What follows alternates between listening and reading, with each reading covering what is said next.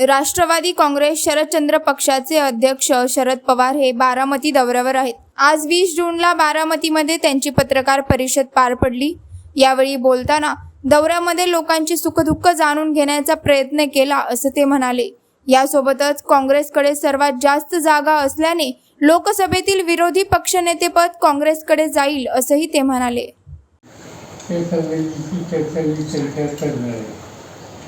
आणि याच्यानंतर मी मुख्यमंत्र्यांना एक पत्र पाठवले। त्या पत्रामध्ये जाणवी देसाई, पुरंदर योजना या दोन अत्यंत महत्त्वाच्या आणि दुष्काळी भागाला काही ना काहीतरी न्याय देणाऱ्या अशा योजना आहेत आणि त्याला मान्यता देऊन फार वर्ष झाली। त्याची मान्यता दोन्हीची माझ्या सैनी झाली, माझ्या उपस्थिती झाली, त्यावेळी राज्यात होतो। पण त्याच्यामध्ये काही ठिकाणी दुरुस्तीची गरज आहे, काही ठिकाणी एक्सपान्शन करायची गरज आहे, काही ठिकाणी विलं वाढण्याच्या संबंधित प्रश्न आहेत। याच्यात काही गोष्टी धरणाच्या आहेत आणि धरणाच्या ज्या गोष्टी आहेत त्याचा निकाल हा राज्य सरकारच्या पातळीवर होतो। आणि म्हणून मी मुख्यमंत्र्यांना पत्र पाठवले की या संबंधीची बैठक घ्या। त्या पत्राची प्रत दोन्ही उपमुख्यमंत्र्यांना पाठवली आणि मुख्यमंत्री समिती त्या दिवशी त्यांच्या अधिकाऱ्यांच्या सह ही बैठक मुंबईला लावावी अशी माझी विनंती। मी टेलिफोनवरच त्यांच्याशी बोलणार आहे आणि उद्या गेल्या त्या बैठकीच्या नंतर या दौऱ्यात जे काही माझ्या कानावर आलं तर ते पुरंदरचं असेल, पुरंदर तालुक्यातील प्रश्न फार आहेत, इंदापूरचे आहेत, बारामतीचे आहेत, दौंडचे आहेत। ते 4 भागाचे प्रामुख्यानं जे काही इश्यूज आहेत ते त्यांच्यासमोर मांडले जातील आणि त्यातनं काहीतरी आणखून निर्णय घ्यायचा प्रयत्न हा माझा। तर या दौऱ्यामुळे या सगळ्या गोष्टी स्पष्ट झाल्या। आता हा पाण्याचा प्रश्न जसा आहे तसा दुसरा एक प्रश्न आज ठिकठिकाणी पुढे आला आणि तो म्हणजे लोकांनी जोडधंदा म्हणून दुधाचा धंदा केला आणि दुधाची जी काही किंमत आहे त्याच्यामध्ये आजचं चारा आणि बाकीच्या सुविधा जनावरांना द्यायला लागतात, त्याचा येणारा खर्च आणि सरकारची मिळालेली किंमत त्याचा काही मेळ बसत नाही आणि म्हणून 5 रुपये लिटरला जर वाढवला जाईल असं जाहीर सरकारच्या वतीने केलं तर मला ठिकठिकाणी लोकांनी सांगितलं की जाहीर झालं पण ही रक्कम आम्हाला मिळालेली नाही। तर त्यामुळे मुख्यमंत्र्यांच्या पातळीवर ही 5 रुपयांना दुधाची किंमत वाढवून द्यावी आणि या लोकांना हा एक जोडधंदा आहे तो फसवतील अशा स्थितीला आणावा ही दुसरी मागणी त्या ठिकाणी मोठ्या प्रमाणावर आहे। त्याचाही आग्रह हा माझ्याकडनं झाला। त्याच्यासह बाकीचे काही प्रश्न होते, शैक्षणिक संस्थेचा प्रवेश असेल, आणखी काय असेल, त्या गोष्टी प्रामुख्याने स्थानिक पातळीवरच्या असतात, त्याच्यात सरकारची बोलायची गरज नाही। अनेक ठिकाणच्या ज्या लोकांच्या ज्या विनंत्या आल्या त्या संस्थेचा देखील मीच आहे आणि त्यामुळे ते जयशिक्षण संस्था असेल, विद्याप्रतिष्ठान असेल, शारदानगर असेल, मालेगावचे गिरी कॉलेज असेल, सुरे संस्कृत कॉलेज असेल, या संबंधीच्या काही लोकांच्या मागण्या अशा आहेत। तर तिथल्या स्थानिक लोकांशी बोलले की काही सरकारची बोलायची आवश्यकता नाही। पण या सगळ्या दौऱ्यांमध्ये म्हणजे पुरंदर असेल, बारामती असेल, त्याच्यानंतर रोड असेल, दौंड असेल, इंदापूर असेल, या निमित्तानं एक लोकांचे काही सुखदुःख आहेत ते जाणून घ्यायची संधी मिळाली। आता उद्याच्याला आता हा शेवटचा दिवस आणि हा संस्था उद्याच्याला अधिकाऱ्यांची आणि परवा दिवशी शक्यतो फारवा कन्फर्म नाही की मुख्यमंत्र्यांची बैठक ही झाली की मग मी महाराष्ट्राच्या इतर जिल्ह्यात जाणार। साहेब प्रयत्न आहे पार्लमेंटचं सेशन आता सुरू होईल. हे संस्था ही राज्याच्या जवळपास ज्या ज्या ठिकाणी राष्ट्रवादी काँग्रेस पक्ष आणि आमचे 20% जागा आम्ही लढवणार आहोत त्या ठिकाणी जाऊन तिथल्या सहकाऱ्यांशी लोकांशी सुसंवाद साधावा हा माझा प्रयत्न आहे. इंडिया परंतु आता युवक वर्ग मोठ्या प्रमाणात दिसतोय आणि ते म्हणतायत वेळ तीच पण दादा नावा. योगेंद्र दादांची ते मागणी करतायत. ही काही निर्णय इथे घ्यायची नाही, तर पक्षाची निर्णय पक्षाची वृत्ती केली जाते. आम्ही अजून विधानसभेच्या निवडणुकीच्यासाठी जी काही उमेदवार म्हणून जी तयारी असते ती केली नाही. आता आमची निवडणूक लढवण्याची तयारी, त्या कामात आम्ही आता लक्ष घातलेलं. बाकीचे प्रश्न नाही. साहेब, लोकसभेला तुम्ही चांगले जागा आल्या महाविकास आघाडीला, चांगल्या महाराष्ट्रात एक नवीन चित्र मिळालं. काय अशा गोष्टी होत्या की जेणेकरून या अचानक जागा वाढल्या? साधी गोष्ट, मोदींचा विश्वास आलेला नाही. मोदींची गॅरंटी खोटी निघाली. सरळ सरळ हे असं कारण जे काही त्यांनी आश्वासनं दिली होती ती गेल्या 15 वर्षात पाळली नाही. या निष्कर्षाची लोक आले आणि लोकांना बदल हवा आहे.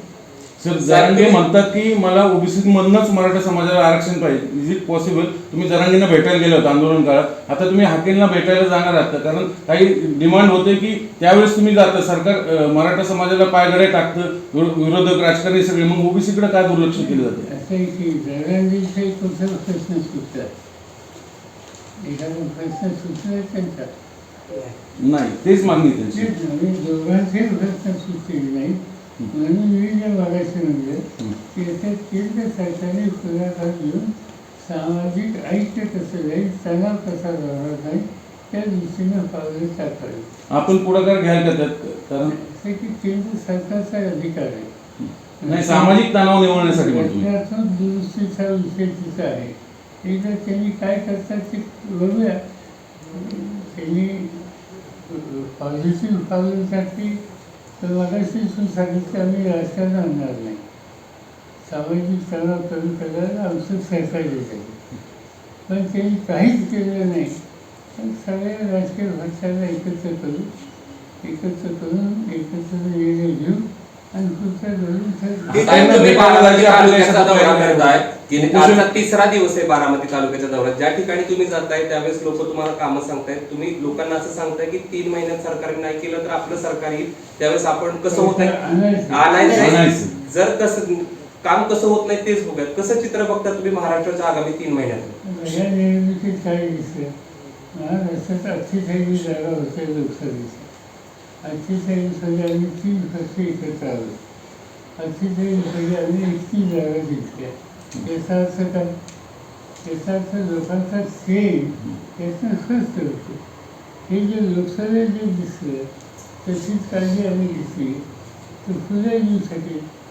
लोकसभेची निवडणूक झाली आणि आम्ही 30-31 जागा घेतल्या. तुम्ही विधानसभेचे जे मतदारसंघ बघितले ते 155 मतदारसंघामध्ये आम्हाला लोकांचा विजय झालेला आहे. 288ची विधानसभा, त्याचे 155 लोक मतदारसंघात विरोधकांना बहुमत मिळतं. याचा अर्थ उद्या त्याला विधानसभेत लोकांचा मूळ काय हा स्पष्ट होतो. त्या दृष्टीनं पावले टाकणं आमची जबाबदारी. राज्यामध्ये हिट अँड रनच्या प्रकार वाढत चाललेले आहेत. पोलिसांचं त्याच्यावर लक्ष नाही असं दिसतंय आणि 3 दिवसाला हा प्रकार उघडकीस येतो. की सध्या 2 गोष्टी सारख्या दिसतात. एक व्यक्तिगत हानी आणि दुसरं ॲक्सिडेंट. या ॲक्सिडेंटची सुद्धा संख्या फार वाढलेली, रोज वाढलेली. आणि याचा अर्थ राज्य सरकार राज्याने सुरक्षता राखण्याच्यासाठी आणि इथे जे ॲक्सिडेंट्स होतात त्या संदर्भातील एक नियंत्रण ट्रॅफिकवर, स्पीडवर वगैरे हवं आहे. त्या सगळ्या गोष्टीच्या मध्ये दुर्लक्षित केलेले त्याची किंमत दुर्दैवाने झाली आहे. शक्तीपीठ हायवेला जो प्रकल्प आहे त्याला प्रचंड कोल्हापुरात काल मोर्चा निघाला. मी काही त्याच्या खोलात गेले नाही, पण त्याला विरोध करणारे लोक ते उगीच विरोध करणार नाही. त्याला काही कारण असेल त्याच्या पुढे जाऊन या रस्त्याचा आग्रह सरकारचा का आहे तो ते सगळ्यांना समजून सांगा. परीक्षांच्या गोंधळावर सुरू आहे नीट आणि UGC UGC नेटची नेटचा. परीक्षा IT पार्क हिंजवडीमध्ये IT आणि पार्क- वाढवण मंदिराचा एक विषय. हाकेंना भेटायला जाणार सर आपण? हाके आंदोलनाला उपोषणाला बसले ते. मी सांगितलं तुला केंद्र सरकारने दोघांच्या पक्षात लक्ष घालावं आणि निघायची वेळ आहे. सामाजिक तणाव हा कमी करण्याची काळजी घ्यावी त्यासाठी केंद्रात आग्रह करणं आमची भूमिका आहे. 152 दिवसात 143 शेतकऱ्यांनी अध्यक्ष ऑब्विसली रुलिंग पार्टीतून उपाध्यक्षपद विरोधी पक्षाला यावं असा एक अलिखित संकेत आहे, पण ते होईल का? मागच्या वेळेस फाळला नव्हता. तेच ना. मोदी साहेबांनी त्यांच्या या काळात हा संकेत फाळला नव्हता. पण चर्चा होईल, पण त्यातनं काही निघेल असं मला वाटतं. हा, आशा आहेत का म्हणजे? कारण एवढंच जनतेने जागे बांधले तरी काही फरक पडेल वाटतं. मोदी हे मोदी मोदींच्याकडनं त्याला कितपत सवलती मिळेल याची शंका आहे. राष्ट्रीय स्वयंसेवक संघाची बैठक झाली. त्यांच्यामध्ये असा निकष आलेला आहे की फार मोठा पराभव त्यांना पत्करावा लागला आहे.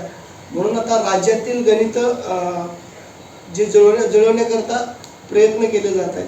आणि एका बाजूला शेतकरी आणि सर्वसामान्य वर्ग जी कुठे आश्वासनं दिली जात होती याला मोदीला टाळून महाविकास आघाडीकडे झुकताना दिसतो.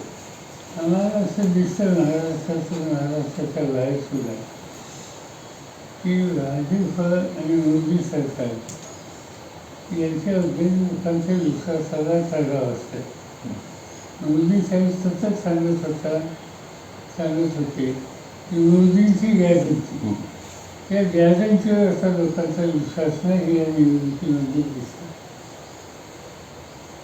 सर दुसरं असं, राज्यात ओबीसी आंदोलन जोर धरतंय, म्हणजे जसं जरांगेंचं आंदोलन झालं त्याला काउंटर म्हणून आणखीन काही अनरेस्ट आहे, विशेष करून मराठवाड्यामध्ये.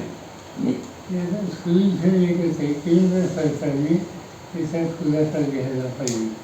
काही ठिकाणी कायद्यात बदल करावा लागेल, काही ठिकाणी केंद्र सरकारचं आणि राज्य सरकारचं धोरण याच्यात बदल करावा लागेल. या दोन्ही लोकांच्या ज्या मागण्या आहेत त्या मागण्याच्या संबंधी मार्ग काढायला सरकारने, विशेषतः केंद्र सरकारने पुढाकार घ्यायची गरज आहे. एका मर्यादेच्या बाहेर आंदोलन न जाईल याची काळजी घ्यावी, पण त्याचा एक सामाजिक तणाव हा निर्माण न होईल याची काळजी घेणं ही सगळ्यांची जबाबदारी. आम्ही इथं राजकारण आणू इच्छित नाही, पण इथं केंद्राला बघायची भूमिका घेऊन चालणार नाही. एकेकाळी साहेब आपल्याबरोबर सोबत असणारे छगन भुजबळ यांना पश्चाताप होतोय असं देखील चित्र आहे. परतीचे संकेत त्यांची यायची दिसत आहेत. आम्हाला तर माहिती ते म्हणतायत मी राष्ट्रवादीसोबत आहे पण दादांसोबत नाही. या विधानाचा अर्थ काय घ्यायचा नेमकं? सांगता येत नाही. त्याच्या पार्श्वभूमी काय ते असं का म्हणतात, माझी त्यांची काय व्यवसाय सामान्यात घेत नाही, त्यामुळे मला माहिती. काही संपर्क त्यांच्याकडनं एवढ्याचे? सर या निमित्ताने राज्यामध्ये ओबीसीचं खूप मोठं अनरेस्ट आहे. म्हणजे त्यांना असं वाटतं की कुठलाच पक्ष आमच्याकडे लक्ष देत नाही, लोकसभेत ठरवून जागा पाडल्या गेल्या ओबीसींचं, असं एक विशेष करून मराठवाड्यात ते चित्र दिसलं. म्हणजे जरांगेंच्या आंदोलनाचा इफेक्ट असेल किंवा आणखीन काही? मी जे सांगितलं की या प्रश्नातून सामाजिक तणाव न वाढेल याची खबरदारी राज्य आणि केंद्र सरकारने घेतली पाहिजे. आणि ते करायचे असेल तर केंद्र सरकारने या दोन्ही बाजूच्या प्रश्नात लक्ष घातलं पाहिजे आणि याला सोल्युशन लवकरात लवकर दिलं पाहिजे. आम्हा लोकांचा हा आग्रह राहील. दिल्लीमध्ये कारगिलमध्ये सुद्धा या संबंधीची भूमिका यापूर्वी मांडली होती, सुप्रियांनी मांडली होती. यावेळी सुद्धा आम्ही बाकीच्या विरोधी पक्षाच्या लोकांशी बोलू आणि एक सामूहिक काही भूमिका त्या ठिकाणी माणसं आणण्याची तर त्याची आम्ही काळजी घेऊ. साहेब आम्ही ग्रामीण भागात बारामती